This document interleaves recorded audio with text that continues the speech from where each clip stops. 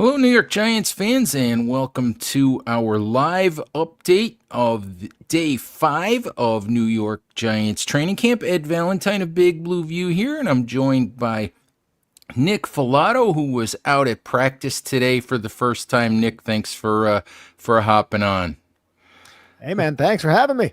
Look at that, 97 degrees out there, nasty, sweaty, hot. You come on, and there's not a hair out of place.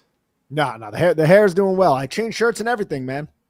Yeah, well, that's coming for me in a little bit here, but it was toasty. You know, it was 109 degrees in my car when I got in the car to come over here, and I was like, this is why you don't leave your pets or your children in the car on hot days, people. This is why you don't do that. It was 109 degrees. So You roast if you do that, Ed. Ed, when I was yes. living in Arizona, I gotta say, I would get in my car and I would see 120 in that bad boy. That's why people enter their vehicles in Arizona with gloves on. That's why they put that freaking stuff in the window to keep the sun out. It's brutal out there. Wow. I put my elbow down on the armrest and I was like, oh, that can't go there. That didn't feel good. You gotta burn. Yeah, that was toasty. Anyway, let's talk New York Giants, and this was their first practice in pads, and things change when practice is in pads. The physicality gets ramped up, the play calling changes to more run-heavy stuff. We see offensive line, defensive line do some one-on-one drills, which we had a terrible view of today, unfortunately. Yeah. This was your first day at training camp this year. Just some overall impressions of what you saw, the vibe that you felt around the Giants today.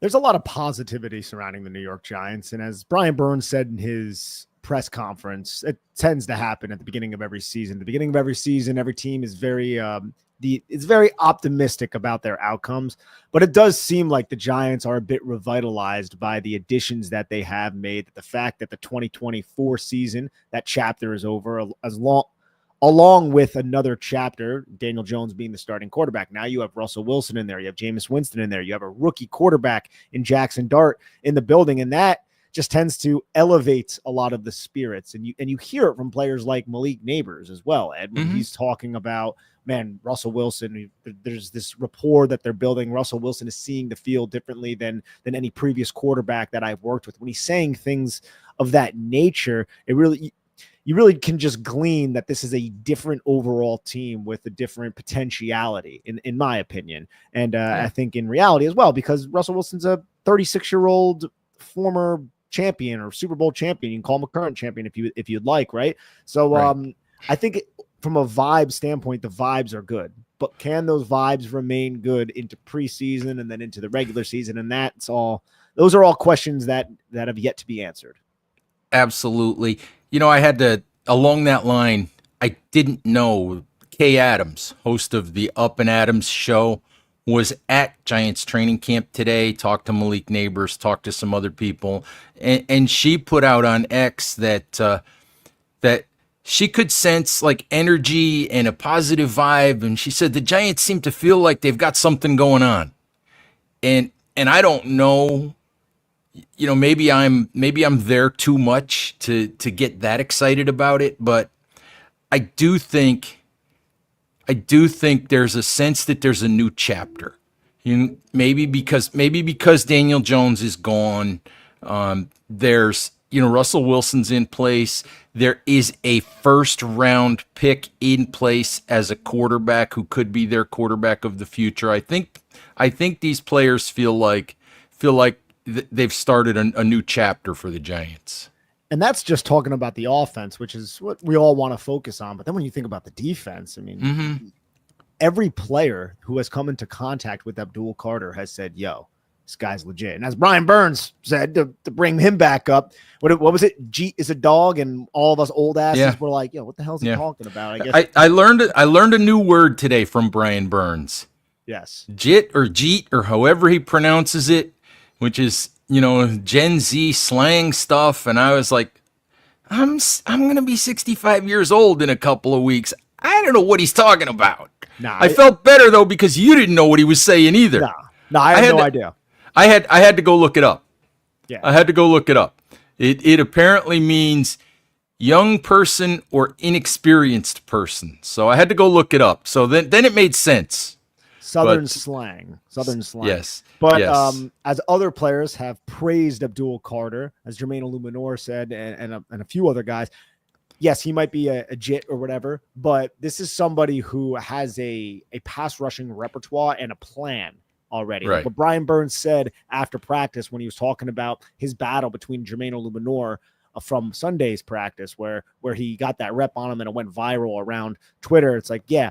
But that was, as Brian Burns said, a battle between him and Jermaine Illuminor. That wasn't just him defeating him in one rep due to his physical prowess, due to his exceptional movement skills. It was his mind as well when it comes to Abdul Carter, his ability to set these pass rushers up. And that's exactly what Burns said. Was he set him up over multiple reps, and that was something that Andre Patterson, Giants defensive line coach, talked about in the spring too. Was just how advanced Carter is, not only in his physical traits, but in what he knows about the pass rush and in what he knows about how to manipulate the blocker in front of him.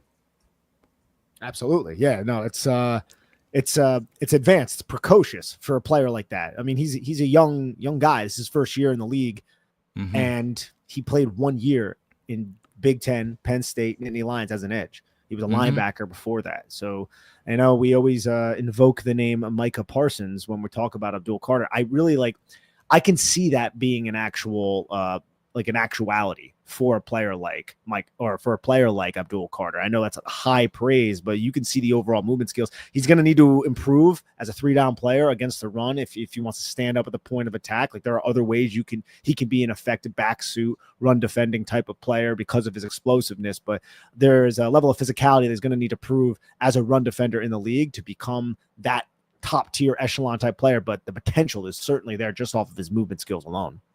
Right. What do we see with a player like Abdul Carter? You talk about the run, and Carter said the other day that when he pass rushes, he prefers, he'll do it, however he's asked to do it, but he prefers to be hand in the ground as a defensive end because he feels like he can get into his power moves easier, when he's in the down stance.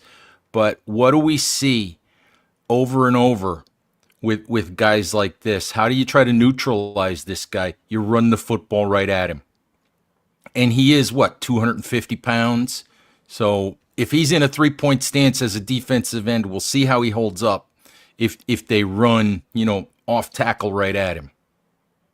Absolutely. And there's going to be ways the Giants can try to protect him from a run defense standpoint, if it even gets to that level, because watching his tape in college, it wasn't like he was a liability out there as a run defender. It's just, that there is this jump in competition, and that could be something that teams look to do. I mean, all of these teams are going to be scared of the Giants pass rush, Ed. So when you have Dex out there, when you have Burns, Thibodeau, when you have Golston out there, when you have all these guys out there, you're going to be scared of that pass rush. You're going to do everything in your power to call plays to get the football out of the quarterback's hands quickly with quick passing, or run the football, similar to what Cliff Kingsbury did against the Giants in week 2 last year, when they were just trying to mitigate Dexter Lawrence, mitigate that pass rush by just everything quick. Don't have the quarterback hold the football, but that's why it's on the Giants offense to freaking put the Giants defense in the position to hopefully force the opposing offense to hold the football, to allow Abdul Carter to do what he does, eat the souls of quarterbacks. Eat the souls of quarterbacks. I like that. It was tough today because of our vantage point, and it's difficult to really judge, line play when you're 100 yards away and all of that. But did you have any impressions, any thoughts just on the line play that you saw? Any players in particular, anything at all that, since it was the first day in pads, anything that you came away thinking about?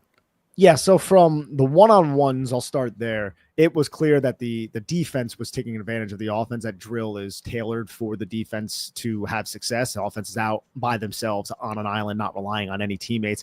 And Kayvon Thibodeau won 2 consecutive reps against James Hudson. And then on the third rep, James Hudson got him on the ground. And then that's what ended the period because there was a little bit of a scuffle. And, like I said on Twitter, and Kayvon actually retweeted it, it was like death, taxes, and James Hudson getting into a fight. And it seems like that's been the story about James Hudson since he has arrived here. But it was Brian Burns and Kayvon really owning those drills. I felt like Marcus Bowe and John Runyon had a couple nice reps, but I really want to focus on the team period, Ed, and it's really just Evan Neal moving inside to guard.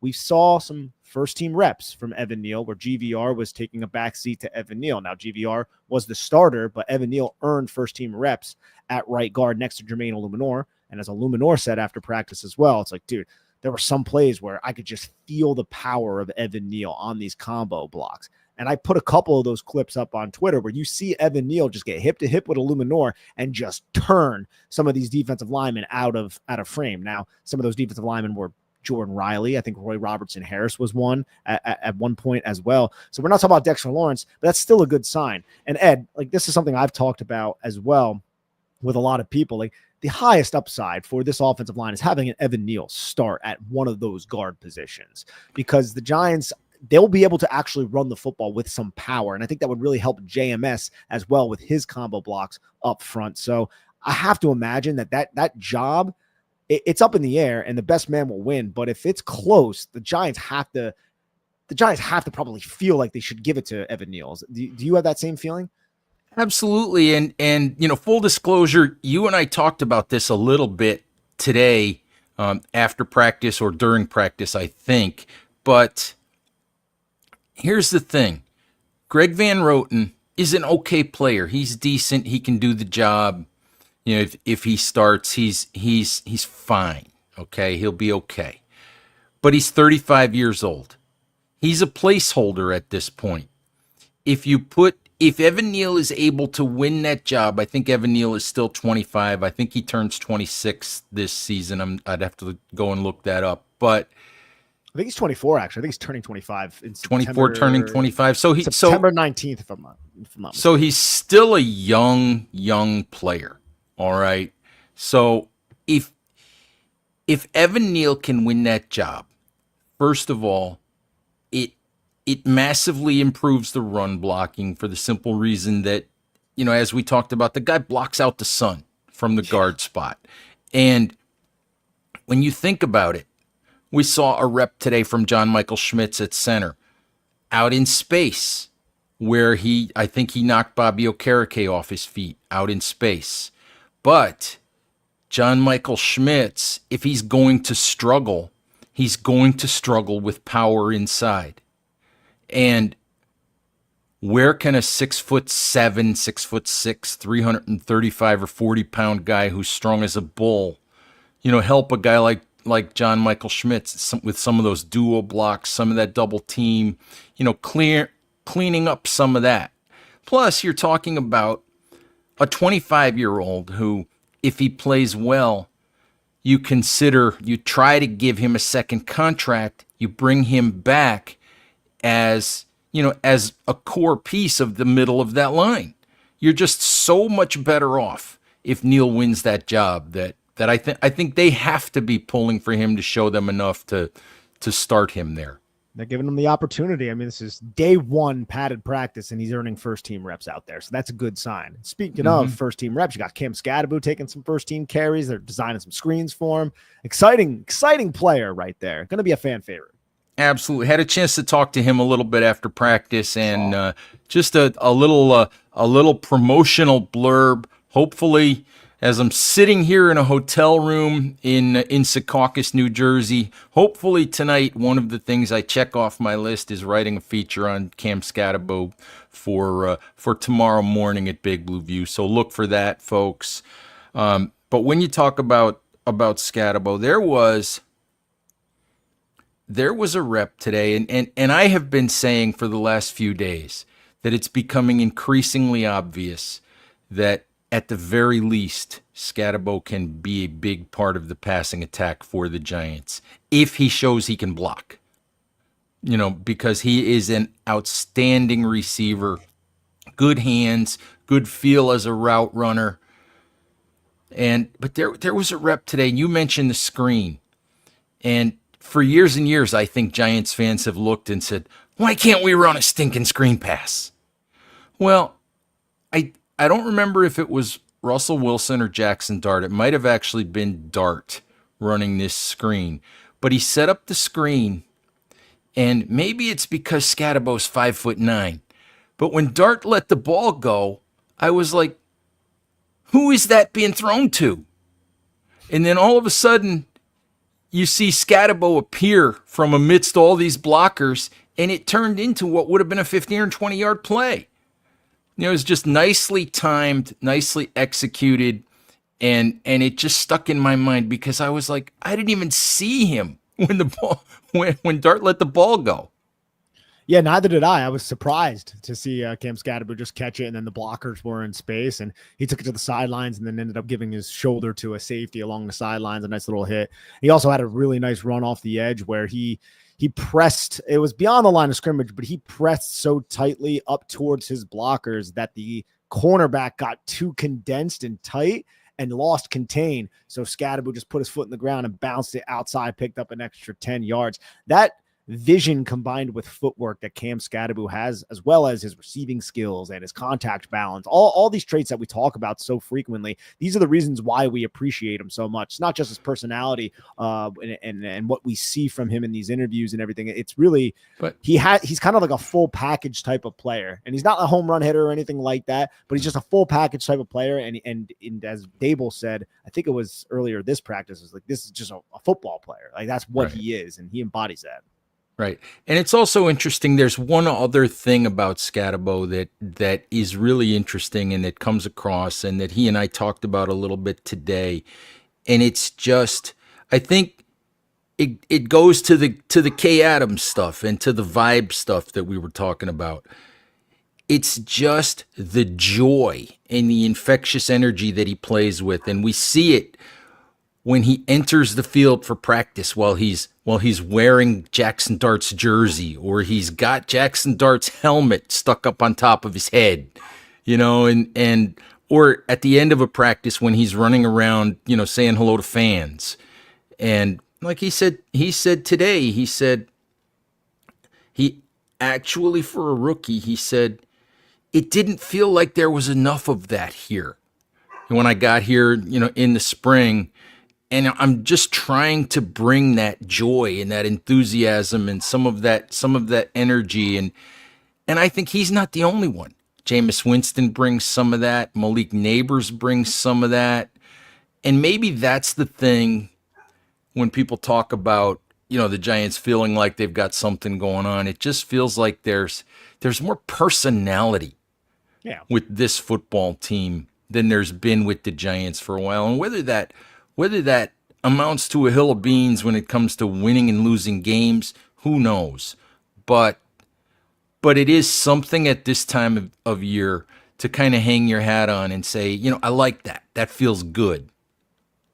Absolutely. You're building some sort of culture here and bringing in certain people who seem to be buying in to the program. And it all starts at the quarterback position. I mean, look, you brought in 3 personalities. It's crazy. The Giants signed Jameis Winston not long ago. They've added 2 quarterbacks since then.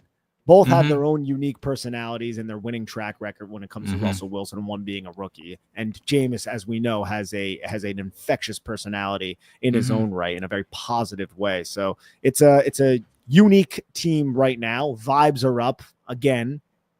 Let's see if that can actually be carried into the season, because that's always been as Brian Burns said, again, to bring him up, as Brian Burns said, we haven't done yet.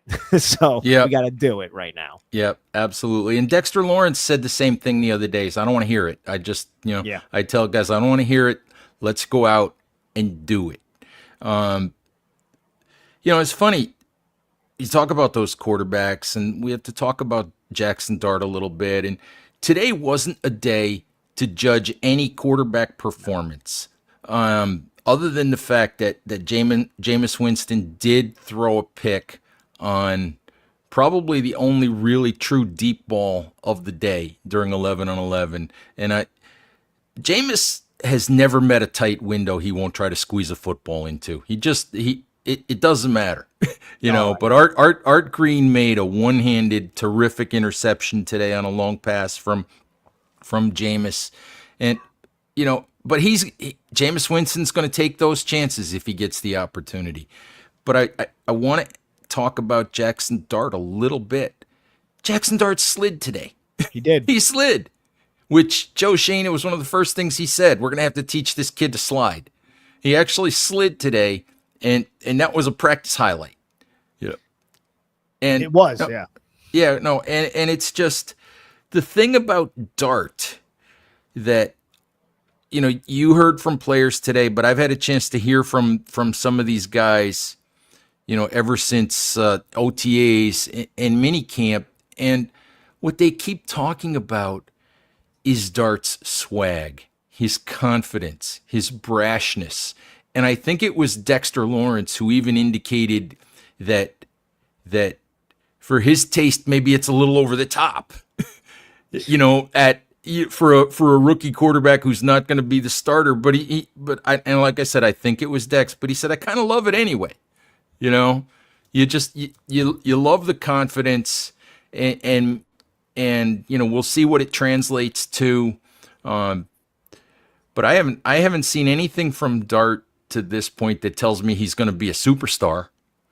But I also haven't seen anything from Dart to this point that makes me think, this was a mistake. Yeah. So it was very hard to have any strong takeaways from Jackson Dart today at practice, right? Mm-hmm. There really just wasn't a lot of passes. There wasn't a lot of quarterbacking. They worked play action because they did a lot of run game, and then they did a couple passing periods, a couple plays here and there, but there wasn't a lot from the quarterbacks. And hey, I'm fine with that. It doesn't seem like a mistake. Not a superstar quite yet. We could be patient with this and let it all unfold and see how the kid develops over the year. I will give the slide a kudos though. I will do that. Okay. Gotta give the slide a kudos. Just out of curiosity, I'm sure you saw the Giants brought back Gunnar Olszewski today. I did. And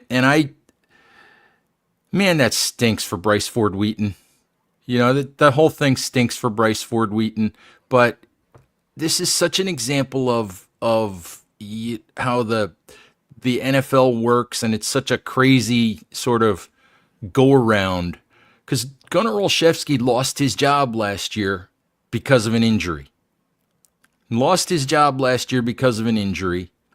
Didn't get signed, and now he has an NFL job or a chance to win an NFL job because of an injury. And that's how the NFL works. That's how the NFL works, man. It's and look, the Giants trust Gunnar Olszewski, and now that they lost a special teamer, they want to bring another in to compete for the role. It is interesting, this that back end of the wide receiver room battle. I think everything after Amir Smith-Marset, who I wouldn't even say he's obviously guaranteed a spot, but he's one of those high-end special teams wide receivers that the Giants have. But with Bryce Ford Wheaton going down, you got roster spots open up for possibly Bo Collins, for Zach Pascal, who had a nice catch over the middle of the field, who was also I would say a better than average blocker, a little Jordan Humphrey possibly. It's just that I always like to pay attention to the back end of the roster at the wide receiver position specifically, especially if the Giants don't necessarily have a superstar beyond Malik Neighbors on the roster. Obviously, Darius Slayton and Wan'Dale are going to have their roles, but there could be, depending on injuries, some snaps for players if players ascend and their trajectory go upward. Absolutely. And I won't make too much of this, and I would encourage, our listeners not to make too much of this either, but with Wan'Dale Robinson not practicing on Monday because of, I guess he got kneed in the leg on Sunday after his collision with Brian Burns on Friday. And I'm sorry, Wan'Dale's going to lose a collision with Brian Burns every time. He's going to come out on the short end of that one every time. But Dalen Cambray undrafted free agent out of Louisiana, was getting first team reps in the slot today.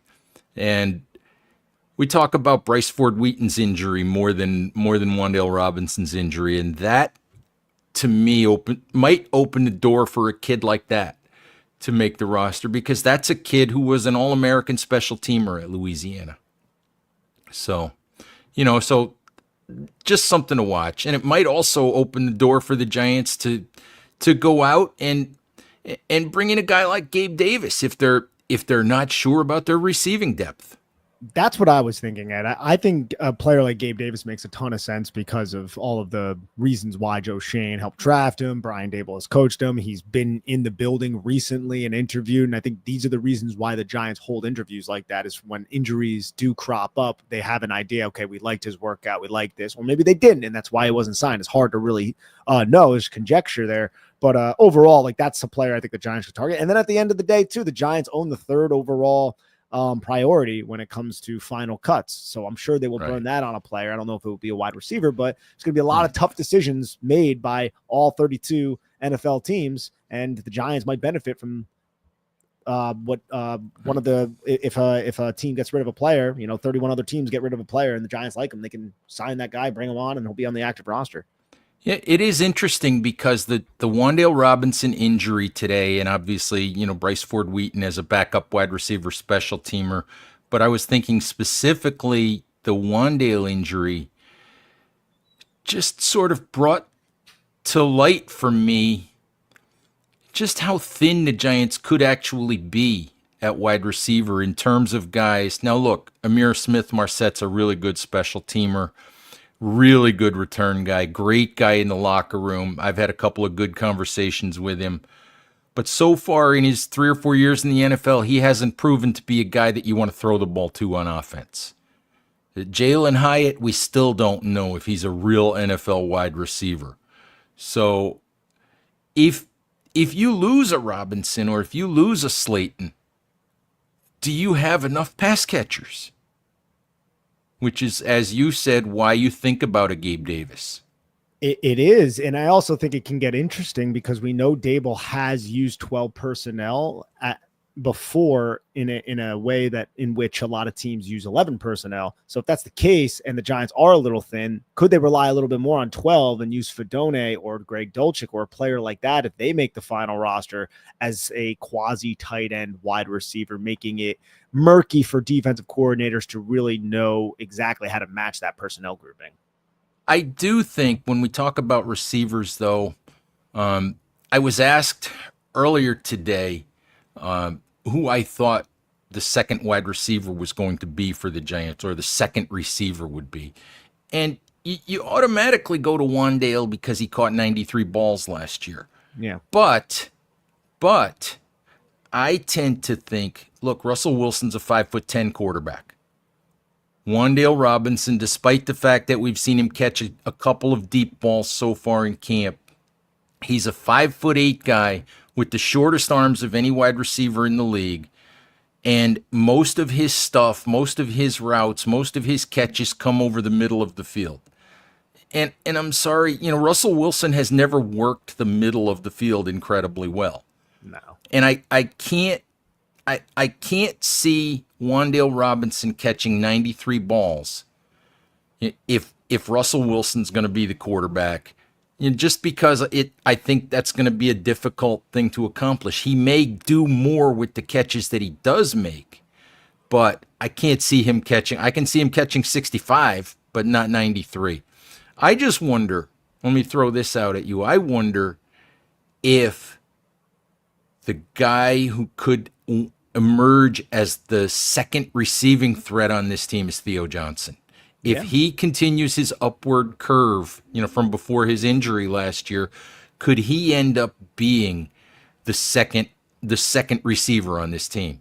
I absolutely think he can. Yeah, there's no reason why he can't at this point. Now the Giants might use him as a blocker a little bit more because he's going to have like inline responsibilities, just a chip and then release. But I think he could certainly benefit from Russell Wilson coming in here. Malik Neighbors, I still think Darius Slayton might be the player who earns a lot of that. He might be on the opposite side of Malik Neighbors if the defense rolls coverage towards Malik Neighbors.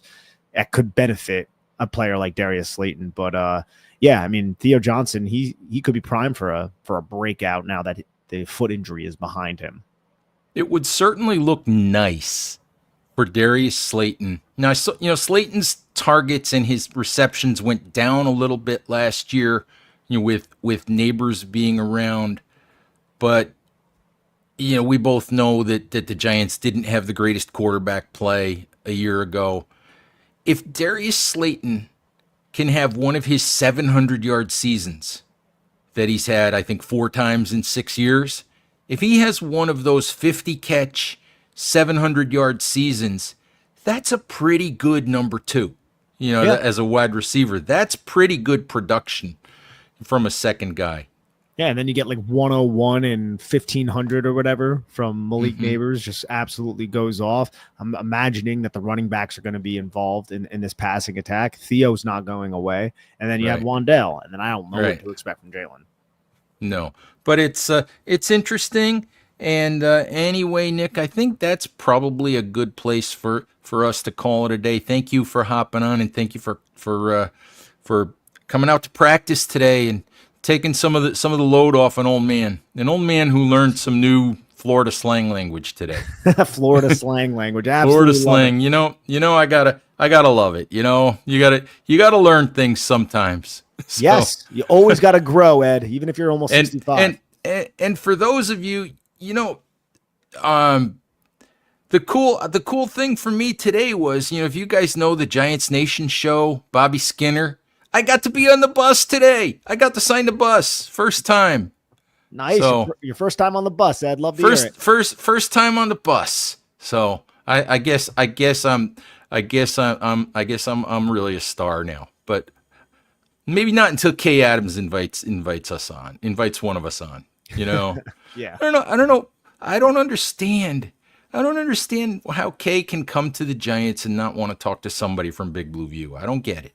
No. You should actually DM her about it, Believe it or not, I've tried. Believe it or not, I've tried. But somehow or another, Kay is a little too big for that. Although Mina Kimes might answer me, but Kay probably not. Anyway, Nick, thank you much, and Giants fans, thank you as always for watching. Please stay safe out there. Take care of each other, and we'll talk to you soon. Bye-bye.